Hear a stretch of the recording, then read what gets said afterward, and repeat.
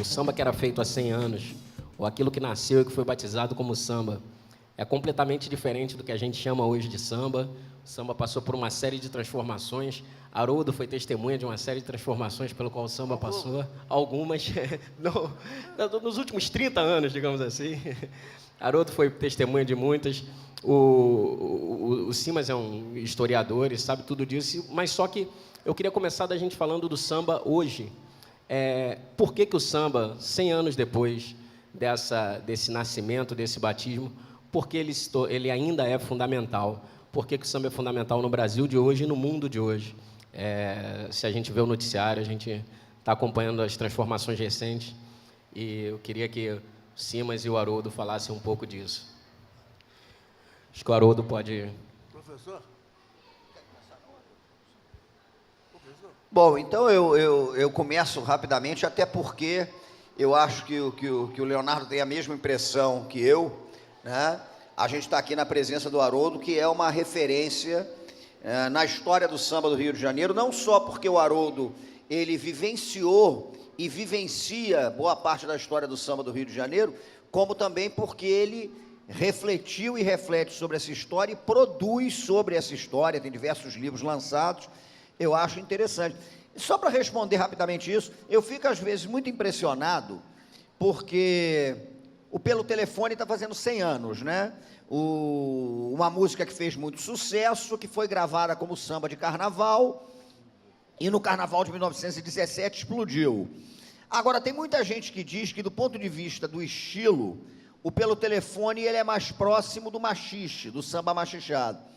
Então, acho que uma pergunta que a gente pode fazer, que me ocorreu diante da indagação do Leonardo Lixotti, é a seguinte: por que o samba está aí até hoje? O machixe, por exemplo, praticamente não está, né? A gente não vê hoje um compositor dizendo, fulano é compositor de machiches e lançou um livro, um CD com 24 machiches, né, com 12 machiches, não tem.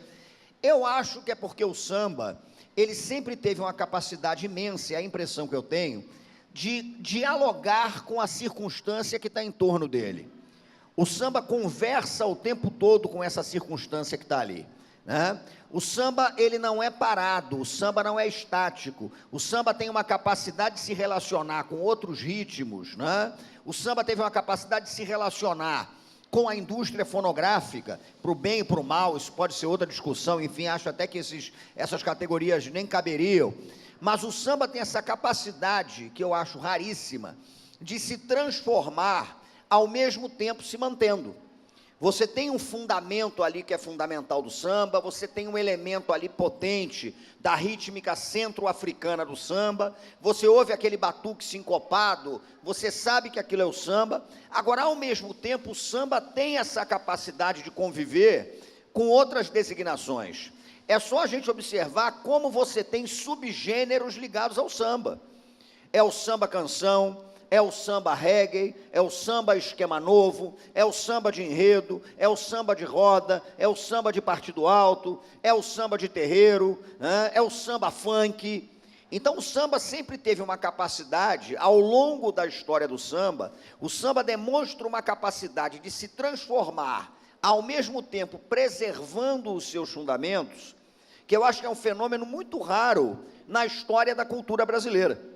Eu tive um grande mestre, que infelizmente faleceu, mas que foi uma pessoa que me guiou muito nos estudos que eu faço, que foi um professor chamado Joel Rufino dos Santos.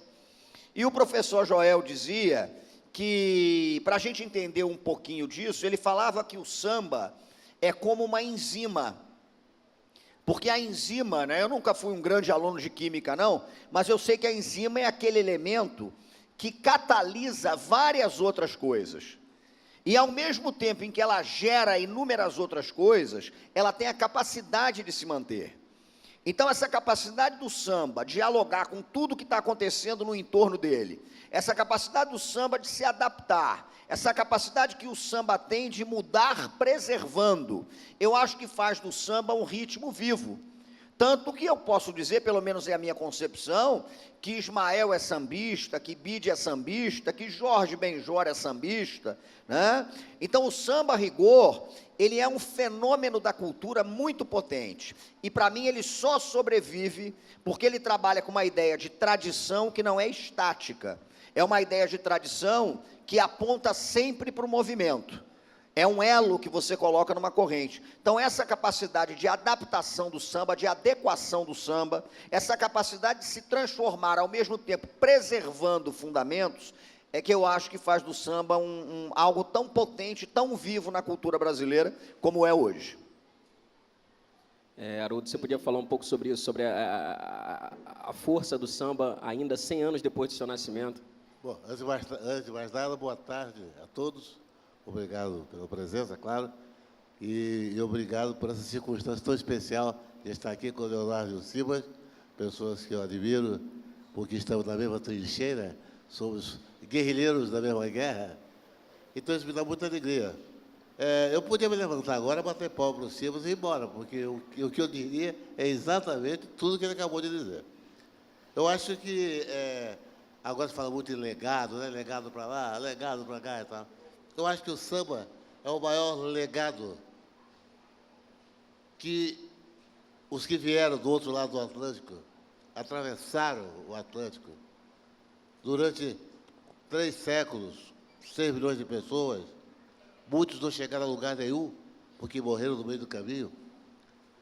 Mas esse sofrimento, essa incerteza, ou aquela incerteza, aquele sentimento, aquele total desconhecimento do que seria amanhã, ou se teria o amanhã, tudo isso eu acho que armazenou e foi a tal enzima que dizia o Jean Rufino, e foi se formando de maneira a que a raça negra que veio caçada da África e instalou em vários pontos do Brasil, tivesse os seus valores preservados, apesar de todas as inconstâncias, de todas as circunstâncias, de todas as incertezas, porque o samba, pelo menos na minha concepção e baseado em depoimentos e escritos de outras pessoas, o primeiro ritmo que firmou-se no Brasil através da presença dos escravos foi o lundu. O lundu era um ritmo e uma dança que era praticada nas senzalas. Uma dança que, muito tempo depois, a Casa Grande adotou e domesticou o lundu. O lundu, que era uma dança sensual, que era uma dança carnal, virou alguma coisa mais comportada e, por causa disso, fez sucesso nos salões da aristocracia brasileira e, mais tarde, da Europa. Eu sempre digo que o Domingos Caldas Barbosa, que era um violonista e autor de lundu, foi o primeiro artista brasileiro a fazer sucesso no exterior, muito antes de Carlos Miranda, porque ele deixou plantado em Lisboa, e por onde passou, a semente do lundu. E daí em diante, o lundu foi tomando formas, tomando caminhos que foram, pouco a pouco, se delineando, tomando outros nomes, outros sobrenomes, até chegar ao samba, tal como era conhecido, ou tal como ficou conhecido, em 1916, quando o Donga e o Mauro de Almeida tiveram a genial ideia, pioneira ideia, de registrar uma música, o samba, com a designação. Porque ele podia depois, pelo telefone, de fulano e fulano. Não, pelo telefone. Samba. Esta é a certidão de nascimento do samba. Esta partitura é o nascimento do samba. Quanto ao negócio dos 100 anos, eu tenho uma dupla interpretação. Eu acho que esse ano, realmente, o samba faz 100 anos de registro. O ano que vem, se completa os 100 anos do sucesso do Pelo Telefone com uma música de carnaval, provavelmente, a primeira música de carnaval do Rio de Janeiro que fez um sucesso extenso. Sucesso que se repete até hoje. Então, o samba, que foi Lulu, que foi polca, que foi... Ele não foi polca. A polca chegando aqui foi um pouco assim, digerida pelo samba. E virou samba polca, entre outros títulos que o Simas acabou de nomear. Teve a rabadeira, que era o outro tipo de música e de ritmo, mas que se assemelhava ao lundu e à polca que tinham precedido. Aí depois chegou o machixe, que tinha muito a ver com a coreografia, com o embate físico que o lundu fazia, tanto que foi excomungada. O machixe foi uma dança excomungada pela Igreja Católica, tal como o tango. São as únicas dois ritmos ou danças que foram excomungados pela Igreja Católica.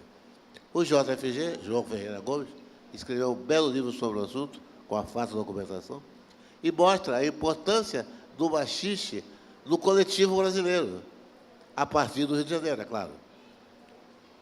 Tanto foi assim que quando os Oito Batutas, que foi um conjunto formado por Pixinguinha e toda a sua turma, foi para Paris, para uma boate que contratou para tocar a música brasileira, que era um grande sucesso em Paris. Sucesso esse, que tinha começado com uma dupla de bailarinos, Duque e Gabi, que dançavam o machixe. Então, o machixe abriu esse caminho para a música brasileira se instalar na França, basicamente em Paris, e também promoveu a possibilidade de Pixinguinha e Donga e o João da Baiana, todos que faziam parte dos Oito Batutas, foram só 7, porque o J. Tomás era um dos componentes que da véspera, ou antivéspera da viagem, não pôde viajar. Então, na verdade, os 8 batutas em Paris foram 7 batutas. Mas foi um sucesso indescritível. Tanto que eles renovaram o contrato que era de um mês por 6 meses. E quando voltaram para o Brasil, foi uma consagração. Continuaram a viajar e foram para a Argentina. Então, o samba voltando à palavra legado, é um legado que o regime escravagista deixou no Brasil, através dos que mais sofreram. Porque o samba, até hoje, tem uma linguagem que é até conflitante. Você fala das coisas mais tristes, das dores mais profundas, sejam dores amorosas, sejam dores físicas, sejam dores de qualquer espécie. Você pode cantar isso e canta-se em samba, em ritmo de samba. Então, o samba tem essa propriedade. Ele é o porta-voz do sentimento de cada um. Certamente, aquele sentimento dos porões dos navios negreiros se extravasam até hoje através de muitas letras e de muitas melodias. Então, é o nosso legado principal. Eu acho que o samba é o nosso perfil de brasileiro. Se alguma coisa é brasileira, se parece mais com o Brasil, é o samba, porque existe do norte ao sul do país. Em qualquer canto do Brasil, você vai sempre encontrar alguém que toque samba, ou que dance samba, ou que cante samba. Então, essa é a nossa grande herança. E nós temos que preservá-la e conservá-la. Sim, e por ele estar tão profundamente arraigado, desde os navios negreiros, como o Haroldo falou, e por ele ser uma tradição viva, como o Simas estava falando, tem ele está vivo e circula. Todos nós aqui, e todo mundo que se envolve com samba, tem uma história uma relação com o samba que é muito mais do que uma relação historiográfica.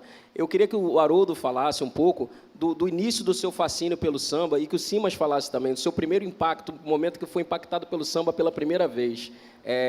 Que isso também é revelador da história do samba e revelador de como o samba participa da nossa cultura, de como o samba participa da nossa vida. Queria que você falasse, Haroldo, quando o samba te pegou. Ou como eu peguei o samba. Depende do ponto de vista. Não, o samba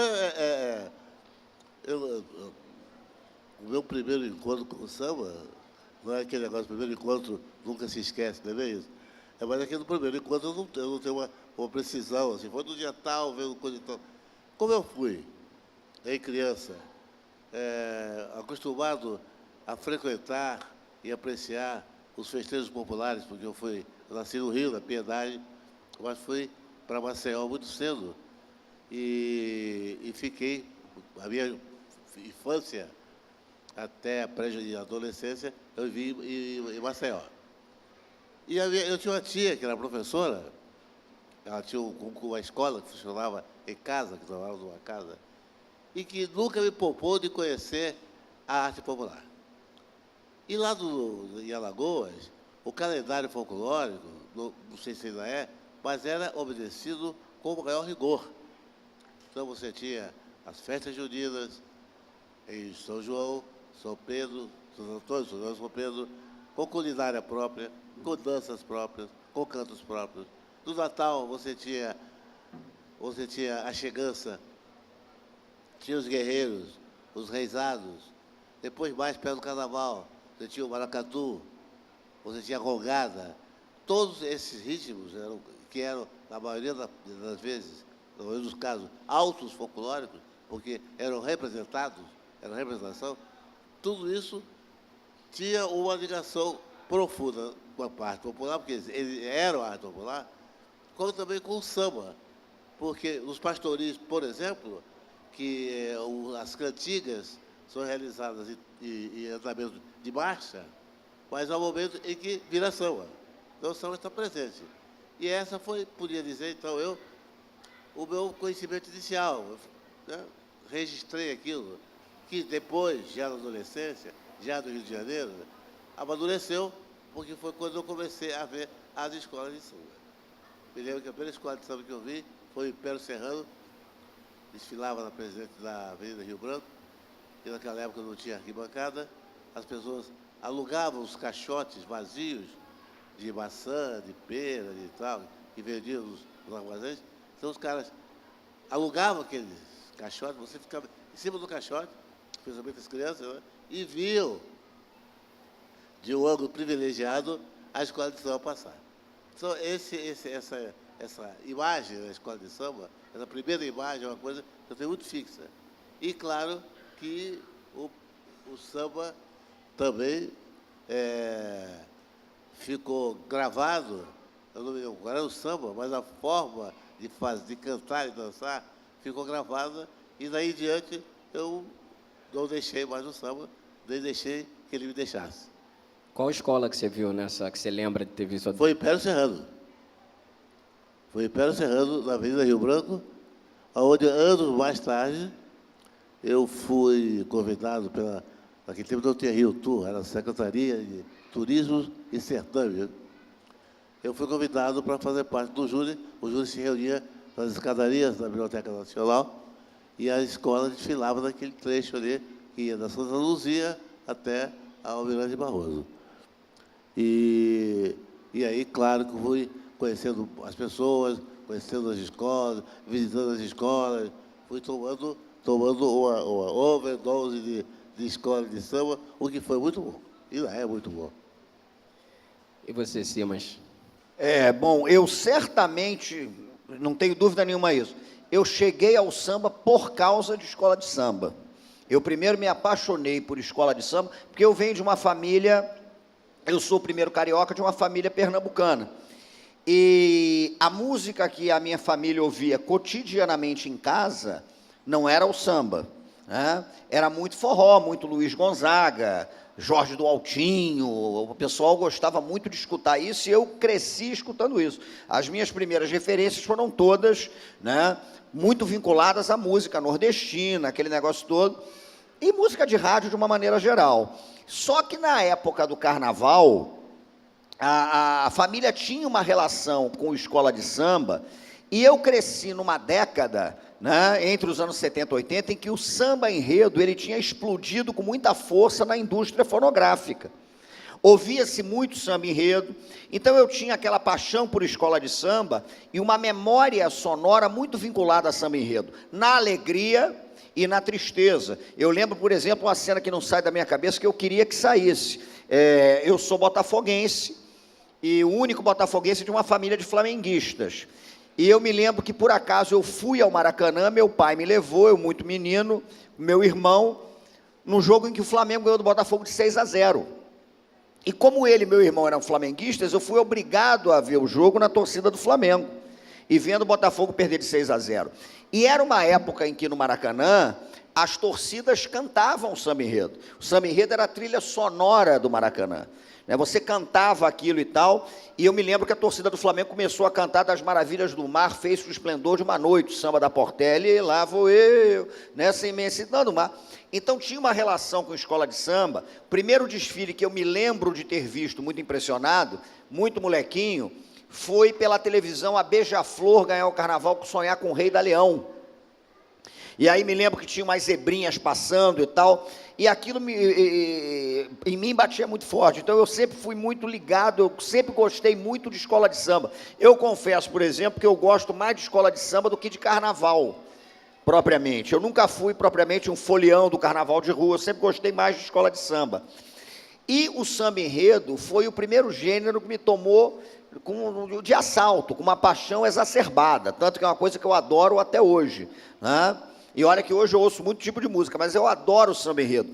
Foi a partir do samba-enredo, né, que eu comecei a conhecer e a me interessar por outros gêneros de samba. Eu comecei, por exemplo, eu lembro do meu deslumbre quando eu ouvi o primeiro LP do Cartola, pela Marcos Pereira. Mas a minha relação inicial com o Cartola, ela passava pelo fato do Cartola ser um compositor de Mangueira, né? E aí, quando eu ouvi o primeiro LP do Cartola, eu fiquei deslumbrado com aquele tipo de coisa. Então, a minha relação de amor com o samba, a minha relação apaixonada com o samba, ela foi uma relação que teve como princípio a escola de samba. Teve como princípio os desfiles de carnaval, teve como princípio a minha memória sonora do moleque que frequentava Maracanã e ouvia os sambas enredos sendo cantados, aquele negócio todo. A partir do que a escola de samba representou para mim, da paixão que eu tinha, eu sou Império Serrano, desfilei em ala das crianças no Império Serrano, por exemplo, né? Fui um dos que quase morri de calor, quando era muito pequenininho, saí na ala das crianças no ano do Bumbum Paticumbum para o Gurundum, que o Império entrou para desfilar quase meio-dia, e a criançada já queria morrer, se matar ali e tal. Então, a partir da escola de samba, a partir de samba-enredo, é que eu comecei a me interessar sobre o samba de uma maneira mais ampla. Cheguei ao samba porque comecei apaixonado por carnaval de escola de samba, e cheguei ao samba porque a minha memória sonora da infância, ela é muito marcada por duas referências, Luiz Gonzaga e samba-enredo. E a partir dali é que eu fui atrás do samba, né? Eu queria fazer talvez vocês não consigam responder agora, mas ao longo dessa conversa, talvez no final a gente retomar isso. Se vocês conseguirem responder agora é ótimo. Vocês conseguiriam apontar 3 sambas que vocês acham fundamentais para contar, é um exercício do impossível, mas 3 sambas que pudessem apontar esse caminho do centenário do samba, dos 100 anos do samba, 3 sambas que foram fundamentais, marcos. Se vocês quiserem pensar enquanto um fala, o outro fica pensando e a gente entra em outro assunto, senão vocês podem responder agora. Bom, eu gostaria de acrescentar sobre essa importância que o Simas acabou de falar, ele é estudioso do assunto, do samba-enredo, que eu acho um dos traços de genialidade do compositor brasileiro e do sambista brasileiro. É o samba-enredo. Porque o samba-enredo é a crônica do Brasil. E, sobretudo, é a interpretação mais forte do Brasil marginal. Porque antes dos anos 60, a escola de samba fazia os chamados enredos chapa branca, enredos oficiais. Se contava a história do Brasil tal qual se conta, ou se contava, dos livros de história. Quando o Salgueiro, através do Fernando Pamplona e de uma equipe que veio com ele, trabalhava com ele, que era o Dirceu Neri, a Maria Luísa Neri, aliás, a Maria Luísa da Suíça, e mais algumas pessoas, quando ele foi a convite do Nelson de Andrade, para o Salgueiro, o primeiro enredo que ele fez foi Aleijadinho, que era, até ousaria dizer que é, o personagem da nossa história que pouca gente conhece. Aleijadinho, não sei o quê, os apóstolos de Ouro Preto, porém não passa disso. Então, a história dramática de Aleijadinho, a importância dele no conceito geral da arte brasileira, o fundador do barroco brasileiro, o barroco original, que não tinha nada a ver com o barroco francês, perdão, foi o Aleijadinho, o Antônio Lisboa. E o Salgueiro saiu com o Aleijadinho. Isso foi legal, foi um passo à frente. Depois, o próprio Salgueiro fez Viagem Pitoresca através do Brasil, baseado nos desenhos e nas narrativas de Jean-Baptiste Debré. Ainda, claro, com o nosso Pamplona à frente dos acontecimentos. Até que chega a hora de fazer o enredo sobre Zumbi dos Palmares. E aí foi o marco da revolução das escolas de samba e do uso do enredo como um material de divulgação, de transmissão de conhecimento sobre a história do Brasil. Naquela época, o Zumbi era apenas uma página do livro de história. E o Zumbi dos Palmares era uma coisa remota. A partir desse momento, o Zumbi tomou a sua dimensão, que lhe era devida, a dimensão nacional, que chegou até hoje, ele é membro do panteão dos heróis nacionais, o que não é pouca coisa. E isso se deveu à presença de espírito do Fernando Pamplona e seus amigos, e da própria escola, que aderiu à ideia e transformou o Zumbi dos Palmares um dos momentos mais lindos do desfile que eu possa me lembrar de todos os tempos. E, a partir daí, o Salgueiro foi identificado, então, como uma escola que privilegiava a história do negro do Brasil. E foi assim, fez vários enredos nesse sentido. E o mais importante é que também espalhou essa dinâmica, espalhou esse interesse em outras escolas, que revelaram aspectos nada conhecidos da história do Brasil. Um exemplo, Beija-Flor. A Beija-Flor fez um enredo, alguns anos atrás, que era sobre as 13 missões jesuíticas, que é um episódio que ninguém, eu diria ninguém, porque ninguém conhece mesmo. Quem conhecer é de ouvir falar ou porque viu o enredo. Mas por que é importante? Porque foi um momento seríssimo na história política do Brasil, foi uma união dos jesuítas com os guaranis. Essa união que era uma república socialista, que foi dizimada pelo Vaticano, e a Beija-Flor trouxe esse enredo para a avenida. Então, hoje se fala muito sobre o negócio de enredo comprado, enredo vendido, enredo não sei o quê. Existe, sem dúvida, mas há coisas que não se deteriorizam e há coisas que estão já no cerne das próprias escolas. É saber contar a nossa saga, saber contar a nossa própria história. Por isso, eu acho que enredo é o efeito grande da afirmação da nacionalidade brasileira. Mas como é que, Haroldo, e eu queria que o Simas também falasse um pouco disso, como é que a mudança do carnaval, as mudanças do carnaval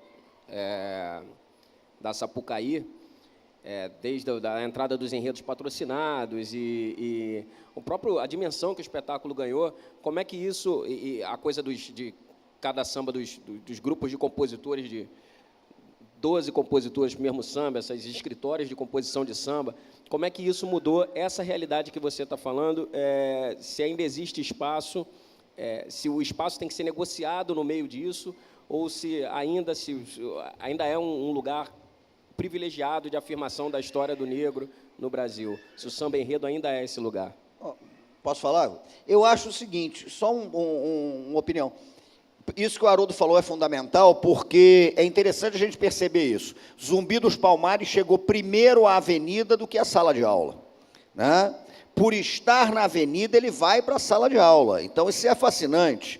O primeiro contato que eu tive, por exemplo, com Guerra de Canudos não foi em sala de aula. O primeiro contato que eu tive com a Guerra de Canudos foi conhecendo um samba de uma escola de Cavalcante chamada Em Cima da Hora, que fez Os Sertões, baseada no livro do Euclides da Cunha, com um samba lindo, né? O primeiro contato que eu tive, por exemplo, isso para mim foi muito marcante, com a história de Dona Beija, que é uma personagem marcante das Minas Gerais, do Ciclo do Ouro, foi escutando um samba do Salgueiro sobre Dona Beija, né? Depois, a sala de aula me trouxe algumas informações, mas eu me lembro, por exemplo, isso é um fato até muito curioso, de uma prova que eu tive que fazer acho que todo mundo passou, que gosta de samba enredo, passou por isso, mas uma prova que eu tive que fazer de história, quando eu era moleque, e tinha questões sobre a Era Vargas, e eu me vali de um samba da Mangueira do Padeirinho que eu conhecia, né? E eu botei quase frase inteira do samba, né? O grande presidente Getúlio Vargas, o estadista, como prova em Volta Redonda, a cidade do aço, aquela coisa toda. E esse contato com a história da negritude, com Chico Rei. Chico Rei é um personagem que você vai à sala de aula hoje, quase ninguém fala de Chico Rei. Ele continua sendo um personagem muito desconhecido, ou então muito periférico. Mas o Salgueiro já desfila nos anos 60 belamente com Chico Rei, né? O samba enredo tem essa potência, ele tem essa característica marcante. De meados dos anos 90 até recentemente, o samba enredo passou por um momento que eu considero mesmo um momento difícil, sobretudo porque o carnaval, ele começou a meu ver, né? Gera uma circulação de capital que é muito grande.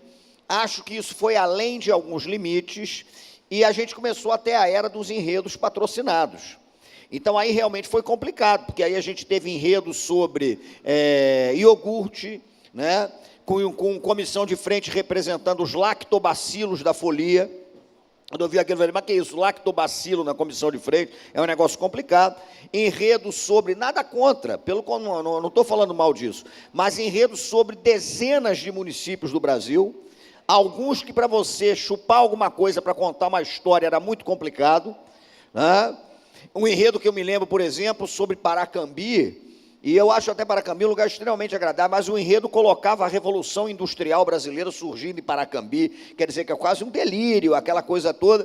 Enredo sobre aviação, o ano em que a Beija-Flor fez um enredo sobre a Varig, o Salgueiro fez um enredo sobre a TAM e tal. Então, esses enredos patrocinados, ou enredos códigos de endereçamento postal, como a gente chama os CEPs, eles realmente complicaram um pouco. Agora, por incrível que pareça, eu acho que as escolas de samba hoje, elas estão no momento que aponta para algo um pouco melhor. Eu acho que tem melhorado. E, pasme, eu acho que tem melhorado, inclusive, por causa da crise. Porque quando vem a tão propalada crise, né, que atinge o Brasil há alguns anos, uma recessão mundial e tal, os patrocínios começam a minguar. Você vai ter um patrocínio ou outro, mas eles vão começando a minguar.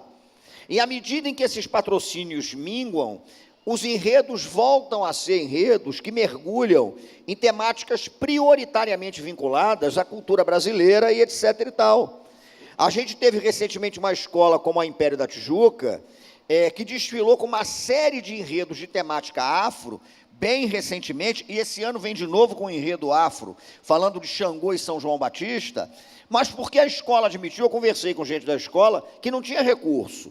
Não tendo recurso, então, não tendo patrocínio, o enredo afro, esteticamente, ele proporciona soluções muito bonitas, com materiais muitas vezes mais baratos, né?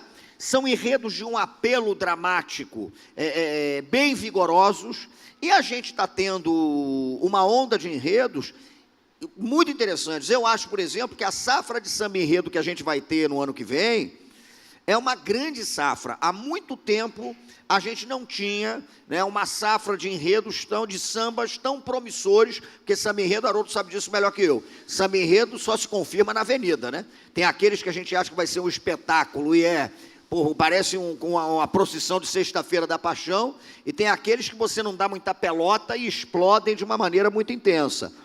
Eu acho, paradoxalmente, que há espaço para esses enredos de temática mais marcadamente culturais, né, por causa exatamente de um contexto de crise, em que as escolas de samba elas precisam, em alguma medida, se reinventar. A União da Ilha vem no ano que vem com um primeiro enredo monotemático sobre os mitos da criação do mundo entre os bantus, entre os negros bantus do Congo, Angola. É um enredo que não tem patrocinado, até porque não teria onde arrumar patrocínio para contar dos mitos de criação bantus. Mas vem como alternativa porque a União da Ilha não conseguiu negociar um enredo patrocinado. Não conseguindo, ela investiu num enredo autoral do Severo Luzardo. E o enredo autoral é extremamente interessante. Então, eu acho que, às vezes, o carnaval, para falar mais especificamente do carnaval, às vezes, precisa de uma crise. Porque a crise proporciona, né, um redimensionamento daquilo, uma reinvenção de potência. E isso me parece que está acontecendo. Como o próprio samba, de uma maneira geral, ao longo da história do samba, o samba sempre teve a capacidade de reinventar-se em momentos em que, paradoxalmente, parecia que ele estava em crise. Aí ele vai lá, dá um jeito de se reinventar, né? Então, acho que isso acontece também com as escolas de samba, e eu acho que, por causa exatamente dessa tão propalada crise, né, eu acho que a gente voltou a ter, ano passado teve, esse ano tem, tomara que continue assim, a gente voltou a ter enredos muito interessantes, e normalmente um enredo bom, ele proporciona um samba bom, porque vamos admitir que é mais fácil você fazer um grande samba sobre zumbi, do que um grande samba sobre fio de cabelo. Como no ano em que a Unidos de Vila Isabel, ela negocia um patrocínio com uma marca de shampoo, né?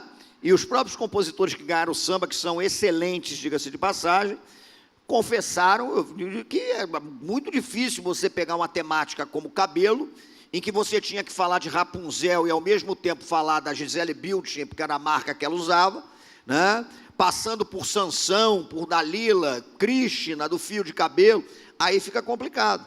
Admitamos que colocar num samba a expressão lactobacilo é um negócio complicado. Então, eu estou vendo esse momento de uma maneira favorável.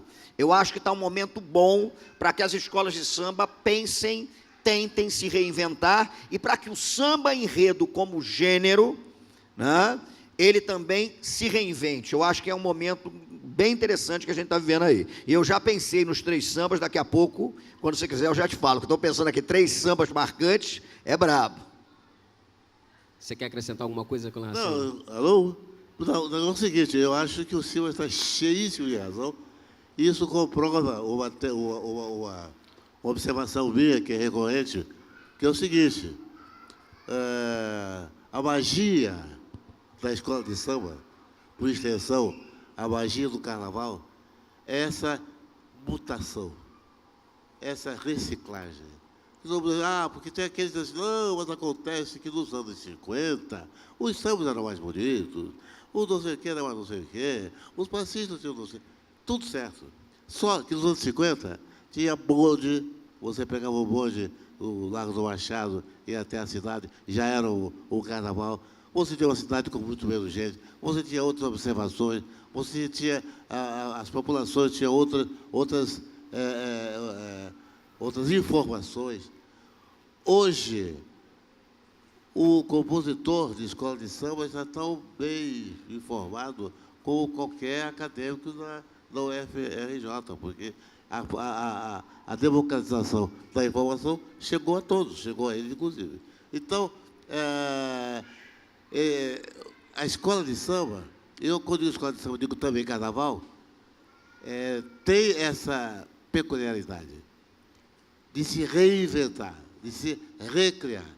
Há momentos que, pô, acabou, hein? Escola de samba, acabou, agora é só mulher em cima de carro e não tem mais nada. Não, de repente, aparece um enredo maravilhoso, de repente, aparece o ano passado, a Mangueira surpreendeu com aquele enredo da Maria Bethânia, e foi um negócio maravilhoso, que retire qualquer coisa, né? Que enche a alma da gente de alegria, uma coisa feita com sinceridade, com talento. Então, é isso que é muito legal do samba e da escola de samba, essa capacidade de reinvenção. São coisas cíclicas. Houve momentos que quase todas as escolas tinham enredo patrocinado. Hoje, você tem nas 14 primeiros grupos, no grupo especial, Você já tem várias que não têm patrocínio, que escolheram o seu próprio caminho. E é isso que é a beleza, a meu ver, e essa magia inacreditável do samba e do samba enredo. Agora, o samba, ele hoje, o Simas estava falando da importância do samba na indústria fonográfica, na década de 60, 70, 80, e isso foi fundamental para a popularização do samba. Até os anos 90, a gente teve o samba na frente das paradas musicais, e nos últimos anos, a música mais popular do Brasil se tornou, no Brasil inteiro, há muito tempo era popular no interior do país, mas hoje é mais popular do Rio de Janeiro, o neo-sertanejo. E a gente tem o funk, isso tem sem fazer nenhuma valoração de nenhum gênero, mas o samba, apesar dos grupos de pagode, que ainda permanecem ainda bastante populares, e das rodas de samba, também bastante populares, o samba ele perdeu a frente do mercado. Vocês acham que nessa situação, e isso é uma situação reversível, isso é uma situação cíclica, e o samba tem fôlego para mais 100 anos? Pensando... Essa pergunta é quente. Eu acho o seguinte, basicamente o seguinte, eu vejo um movimento quase paradoxal. Por que eu digo que é quase paradoxal? Eu lembro que eu com clareza, quando eu era mais moleque, teve uma época em que você ouvia muito samba em LP, tinha muito samba em LP, né? E eu peguei uma época, quando eu era garoto, da indústria fonográfica do samba, da explosão do Martinho da Vila.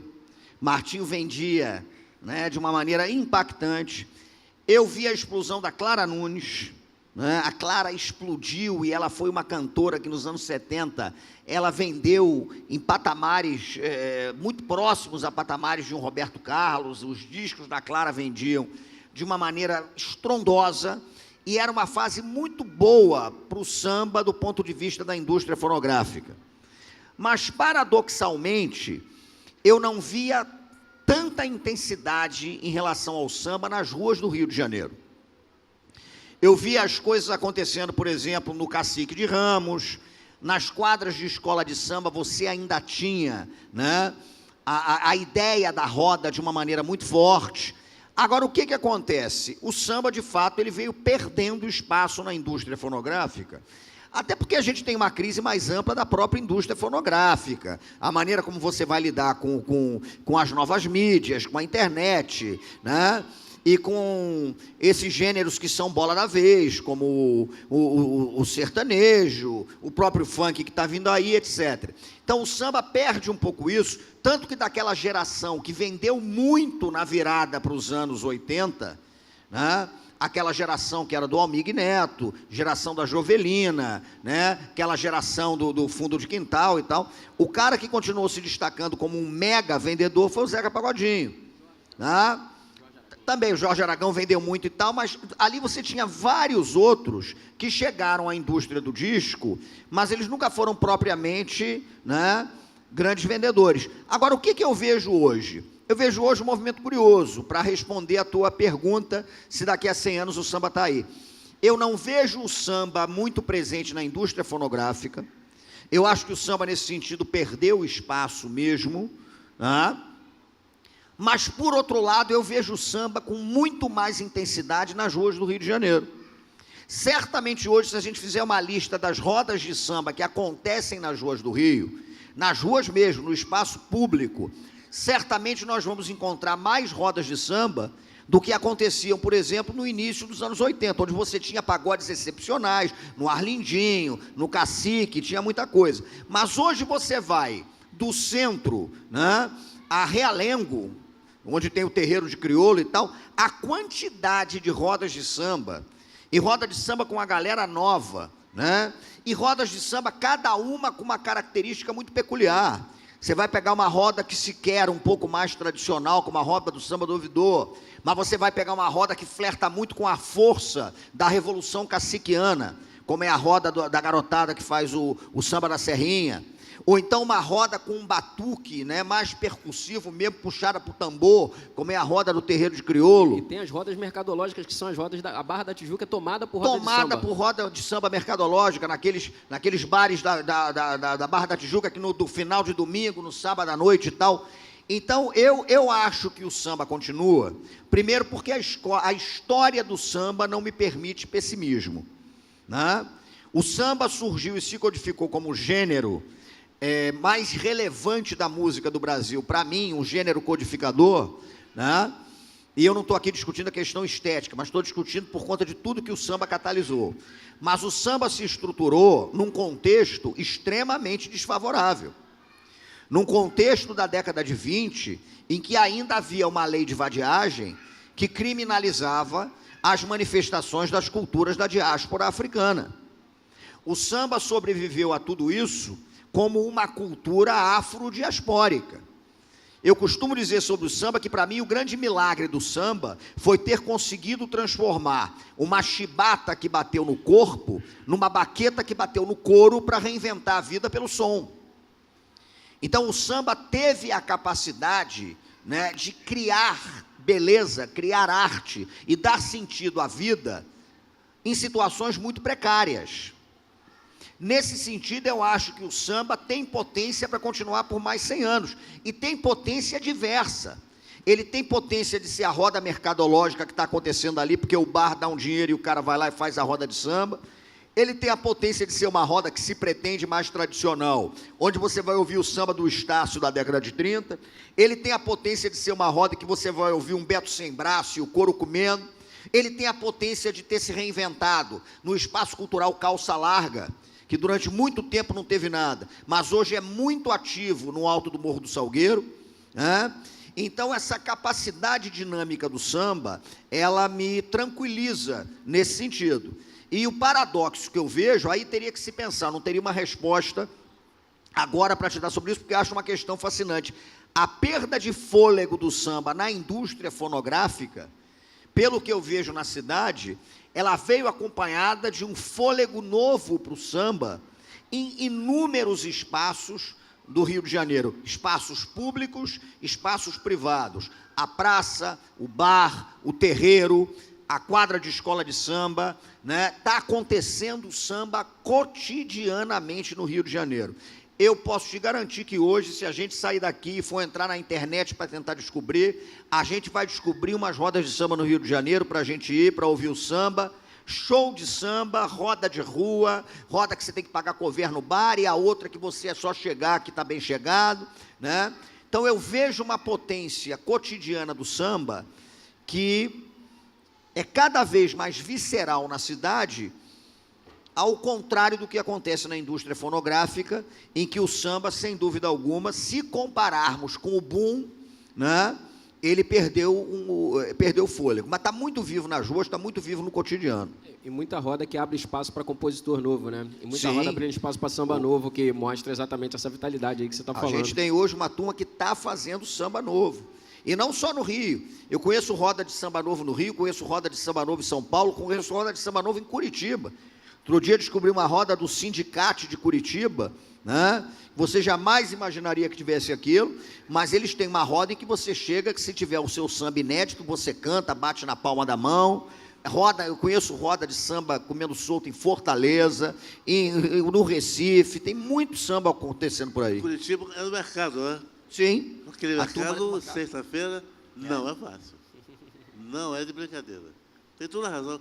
Em São Paulo tem o Samba da Vela. Samba da Vela, do pessoal de onde veio lá o pessoal do Quinteto Preto e Branco, São Mateus. Você acende uma vela ali e vai todo mundo cantando samba inédito até a hora em que a vela se apagar.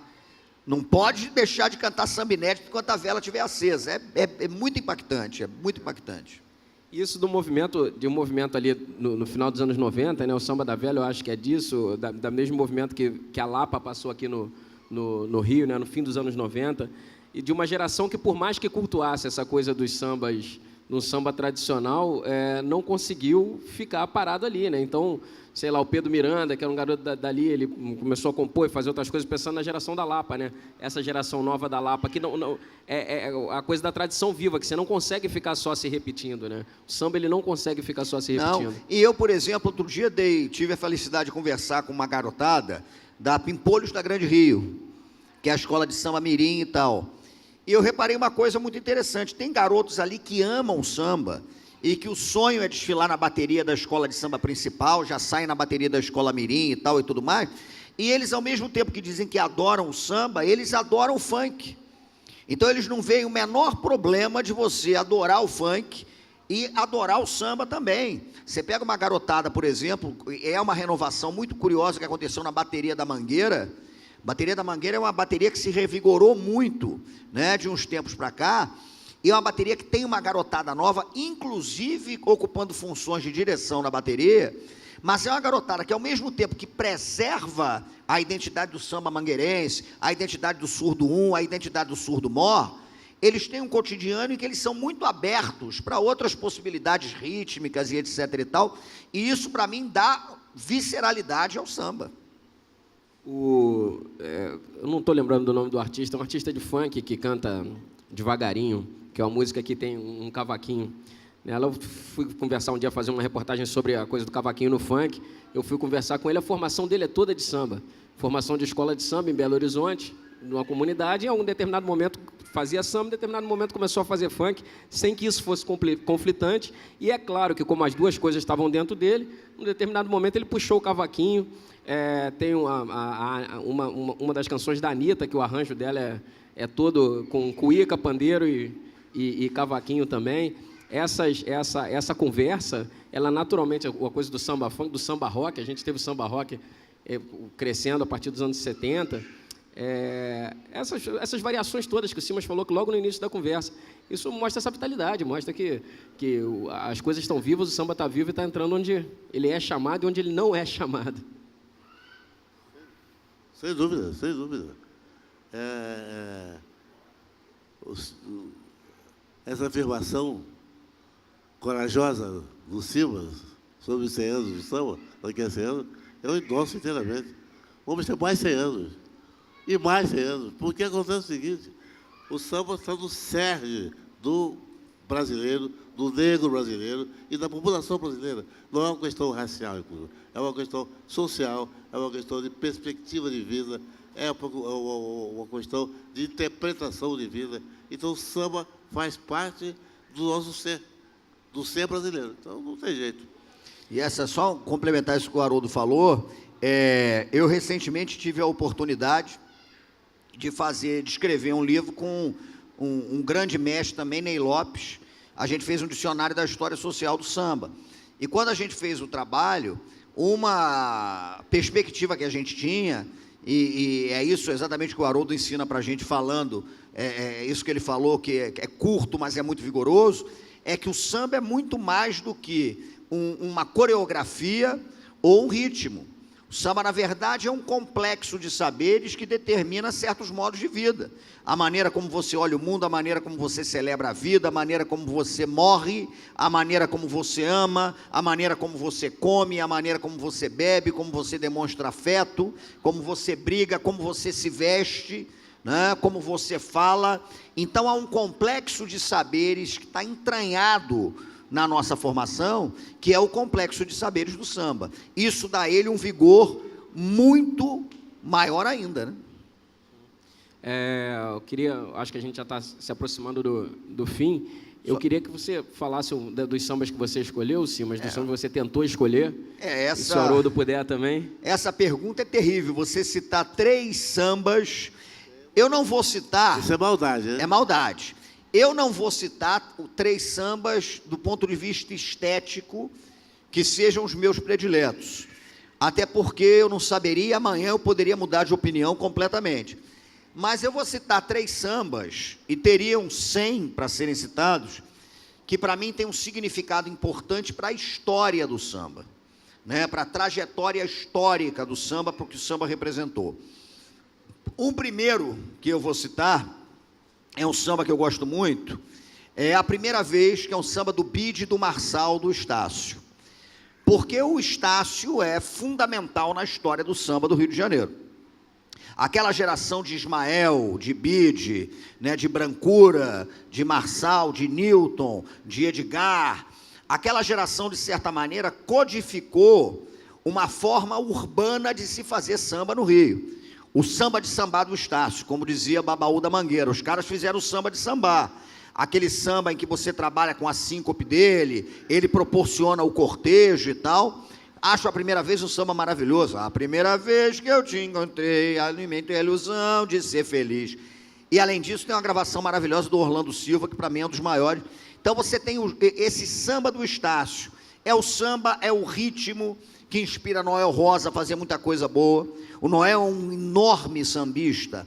Agora, ele bebe na fonte daquela revolução que o Estácio estava promovendo. Então, eu citaria a primeira vez, que eu acho que é um samba seminal nesse processo.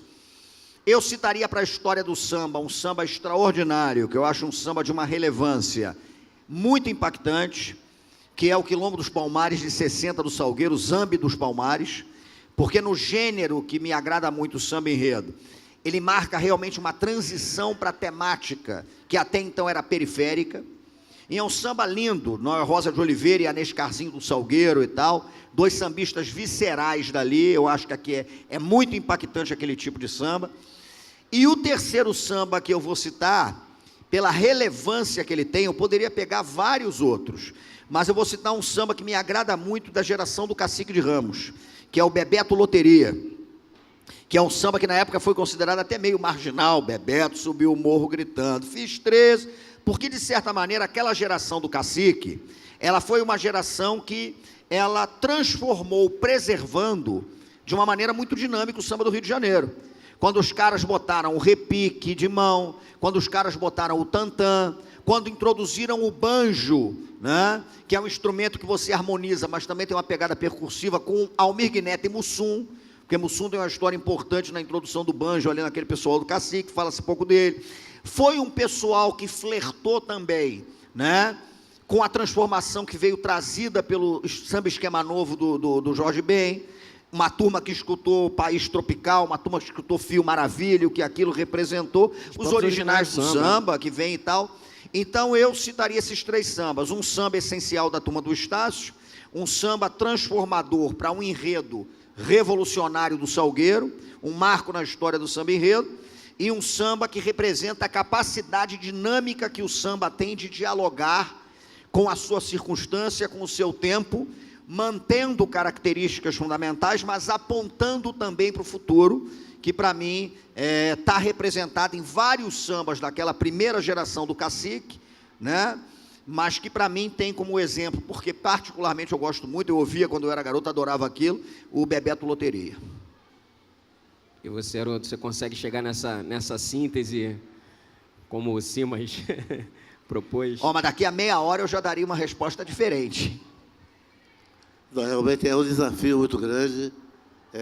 Desde aquela hora que você fez a pergunta, eu fiquei remoendo, porque são muitos sambas, de grande qualidade, todas as escolas, mas, enfim, para cumprir o ritual, então lá vou eu dizendo 3, que, como diz o Silvio, pode ser que daqui a 15 minutos eu dissesse outros 3, que não esses, mas, enfim, vale o escrito. Então é o seguinte, eu acho que o samba que tem toda uma simbologia e que para mim foi o marco definitivo, foi Chica da Silva, quando uma mulher foi homenageada e cantada por uma escola, cantada no sentido literário e musical. E eu não me lembro de ter tido outra mulher antes. Eu acho que Chica da Silva, eu não me lembro. O quê? Chica da Silva foi... Chica da Silva. 64, Salgueiro. Eu não me lembro de ter outro personagem feminino. Antes que depois veio Dona Beija. Não, antes de Chica da Silva não tem. Então foi um momento assim que, para mim, marcou muito. O outro samba é o Sublime Pergaminho, que é um samba histórico, é um samba que tem um poder de síntese e é também uma demonstração do histórico do negro no Brasil, da sua importância, do seu sofrimento e da sua contribuição cultural. Mas Sublime Harmonia, o samba definitivo. E, por último, mas não o derradeiro, o samba Heróis da Liberdade, de Silas Oliveira e Mano 10 da viola. Que é considerado, talvez, o maior samba, ou certamente ele é considerado o maior compositor de samba de enredo, né? Sem dúvida. Silas ou Silas, né? São os Silas. Agora, eu nem sei se faz parte do protocolo, mas eu estou bastante curioso de saber se alguém da plateia tem pergunta. O microfone está aqui. Que eu estou vendo que tem gente aí que está aí. Ó, tem um microfone ali. Tem um microfone saindo ali. Se alguém tiver alguma pergunta, aproveitando a presença aqui do Simas e do Haroldo, alguma curiosidade a respeito. Deixa eu só fazer uma observação aqui, que a garotada está me olhando aqui. Olha só, eu estou com a camisa da Argentina, mas é por acaso. É porque eu saí muito cedo, tomei banho, saí cedo para dar aula e vim para cá. E estava tudo escuro, meu filho estava dormindo no quarto, que o quarto dele está em obra, então eu abri o guarda-roupa, eu tenho uma coleção de camisas de time de futebol, peguei. Quando eu saí, botei, e amanhã tem Brasil e Argentina, né? Quando eu me olhei no espelho, já era tarde demais, eu estava com essa camisa da Argentina, então só para fazer esse breve esclarecimento. Estou eu aqui falando de samba, com a camisa da Argentina, na véspera de um Brasil e Argentina, é quase surreal, né? Era a roupa da mesa sobre tango que você vai... Você imagine, né? Se eu tivesse numa mesa sobre tango, seria mais... Boa tarde, alô, alô, boa tarde, beleza? Mestre Haroldo, Simas, meu amigo Leonardo, bom demais ver essa mesa, eu lamento demais o ocorrido, né, a luta dos professores hoje, que impediu que os alunos da rede pública, que estavam marcados para ver que hoje pudesse usufruir desse papo aqui, que está muito bacana. Mas, Simas, eu tive que sair para dar uma entrevista, não sei se chegou a tocar nesse assunto ou se o Léo fez essa pergunta, né? Eu sou Écio Salles, sou um dos diretores da FLUP, junto com o Júlio Demir, e eu curto muito uma postagem suas que consegue linkar várias vertentes da história da música brasileira, até a partir do batuque, a partir da sonoridade do ritmo, né? Inclusive, você já postou que percebeu num funk uma levada de um alujá de Xangô, né? E eu queria que você contasse um pouco dessa história, assim, de como o ritmo do tambor brasileiro influencia não só o samba, mas outros gêneros, inclusive alguns que são muito discriminados, né, como o próprio funk. E como é que você lê essa coisa? Eu sei que você não conhece muito, que seu negócio é samba, mas sei também que você é um pesquisador profundo do tambor brasileiro. E minha pergunta é meio por aí. Eu acho que a gente tem no Brasil uma cultura do tambor, né? Porque nas civilizações, nas grandes culturas africanas que nos civilizaram, né, centro-africanas, com os povos bantus, né, os iorubais, os fons e etc. e tal, o tambor ele sempre teve uma importância fundamental. Porque o tambor, ele conta história. O tambor é um grande contador de histórias. Você vê que nessas sociedades, por exemplo, tocar o tambor, ter autorização para bater o tambor, é um sacerdócio. É um sacerdócio que passa pela ideia do contato com o sagrado. Então, existe uma dinâmica do tambor, né, que é muito forte na África, e essa dinâmica do tambor chega ao Brasil, e ela constantemente vai se redefinindo aqui, ela vai dialogando, ela vai contando histórias e fazendo coisas absolutamente fascinantes. E o tambor, muitas vezes, fala por uma gramática que aparentemente a gente não consegue entender. Dando um exemplo muito simples. Em 1928, a bateria da Portela, que ainda não se chamava Portela, não tinha esse nome, era o conjunto carnavalesco de Oswaldo Cruz, que depois vai virar o Vai Como Pode, mas a bateria da Portela, ela foi batizada e ela foi dedicada a São Sebastião. Ele é padroeiro da bateria da Portela, que nas macumbas cariocas, no sincretismo, é Oxóssi Caçador. Por conta dessa relação com Oxóssi, e para homenagear o padroeiro, o naipe de caixas da bateria da Portela, que é aquele naipe que sustenta o ritmo, o naipe de caixas da bateria da Portela, ele bate num ritmo que se chama agueré. que é o ritmo que se toca para Oxóssi. Bateria da Portela toca um agueré. Então você tem ali uma sustentação rítmica que flerta com o caráter sagrado do tambor. Bateria da Mangueira, na década de 30, ela toca o ilu. Até hoje o naipe de caixas da Mangueira, ele tem um toque que puxa um pouco do ilu, que é o toque sagrado de uma orixá, Inhansã, e um pouquinho também do toque de caixa das Folias de Reis, que no Morro da Mangueira era muito forte. Tanto que me perguntaram esse ano numa rádio, por causa do enredo da Mangueira sobre Maria Bethânia, a menina dos olhos de Oiá, se era a primeira vez que a Mangueira falava de Oiá, de Inhansã. Eu disse o seguinte, olha, a Mangueira, na verdade, fala de Oiá desde a década de 30. Só que quem fala é o tambor que está ali. O tambor está presente, por exemplo, no violão do Jorge Ben, do Benjor. O violão do Benjor, o toque percussivo que ele faz no violão é um agueré de Oxóssi. Ele é o cara que usa o violão como um instrumento percussivo também. Então aquele do tac tac tac tac tac tac, tem um tambor falando ali atrás. Na base de uma das batidas do funk mais famosas, né? Você tem realmente, quando você pega e ouve o tamborzão do funk, você tem um fundamento do tamborzão que é o alujá, que é um toque sagrado para Xangô. Pá, pá, pá, pá. Tum, tac, tac, tum, tac, tac, tum, tac, tac, tum, tac, tac, tum, tac, tac, tum, tac, tac, tac, tac. Existe uma memória ancestral do tambor que eu acho que ela perpassa a nossa cultura, ela perpassa a nossa aventura civilizatória, até porque nós fomos civilizados também pelo ritmo, pelo som, pela sofisticação da rítmica centro-africana e pela capacidade que esses povos têm, que são portadores de civilização da mais alta qualidade, pela capacidade que eles têm de encontrar formas as mais diversas para se contar as histórias.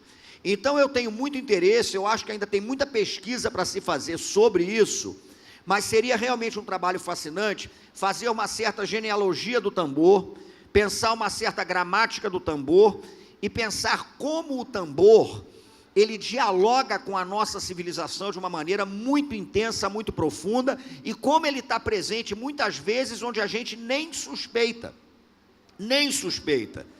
Para os povos africanos, por exemplo, a música é uma experiência que é também corporal. Nas festas centro-africanas, você não concebia uma música que não fosse respondida pelo corpo. Então, o corpo e o tambor dialogam o tempo inteiro. O samba é um diálogo fascinante entre o corpo e o tambor, o jongo é um diálogo fascinante entre o corpo e o tambor, né? Tudo isso. Por isso é que, respondendo a tua pergunta, por isso é que eu acho que existe um fundamento civilizatório do tambor entre a nossa gente, né? Que é muito relevante, precisa ser cada vez mais estudado. Às vezes a gente chega a algo que a gente imagina que é muito contemporâneo, e o contemporâneo, a rigor, flerta com a força daquela ancestralidade que está lá na profundidade, está lá embaixo. Eu só queria, por favor, desculpe, só acrescentar sobre o negócio da participação do corpo no ritmo. É o caso típico do lundu. O lundu das senzalas, eles não tinham tambores mesmo, porque não podiam ter. E é altas horas da noite. Então, quem é que marcava o andamento? Quem é que marcava o ritmo? Palmas, batidas do corpo e pé no chão. É isso, a gente falou aqui da relação do samba com o seu passado, a gente fez uma projeção do samba para o futuro, falou do samba hoje, e a gente está terminando aqui falando da relação do samba com o eterno, do samba com o sagrado, do samba com o religioso. Acho que é uma boa forma da gente encerrar essa conversa. Queria agradecer muito a FLUP por ter permitido esse momento aqui da gente, queria agradecer a presença de todos vocês, Haroldo Costa, Luiz Antônio Simas, muito obrigado, boa tarde. Obrigado.